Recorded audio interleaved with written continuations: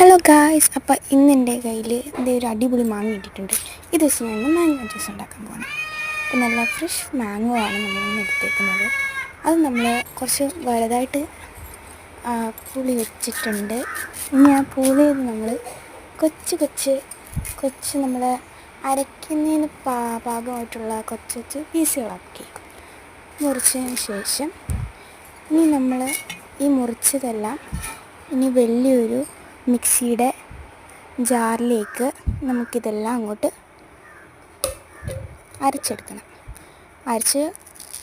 നമ്മുടെ ആവശ്യത്തിനധികം പഞ്ചസാരയും ഇട്ടാണ് നമ്മൾ അടിച്ചെടുക്കുന്നത്. ഞാൻ ഇവിടെ 3 ടേബിൾ സ്പൂൺ പഞ്ചസാരയാണ് ഇട്ടിട്ടുള്ളത്.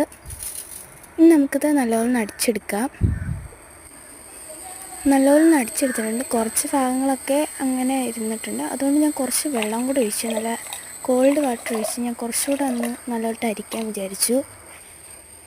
അങ്ങനെ അതും നമ്മൾ അരിച്ചെടുത്തിട്ടുണ്ട്. നല്ല അടിപൊളി മാംഗോ ജ്യൂസ് നമ്മളിവിടെ റെഡി ആയിട്ടുണ്ട്. നല്ല നാച്ചുറൽ മാംഗോ ജ്യൂസാണ്.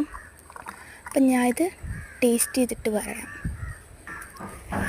അപ്പോൾ ഗായ്സ്, ഇത് നല്ല അടിപൊളി മാംഗോ ജ്യൂസാണ്, യമ്മിയാണ് ഗായ്സ്. അപ്പോൾ നിങ്ങളെല്ലാവരും മസ്റ്റ് ട്രൈ ആണ്.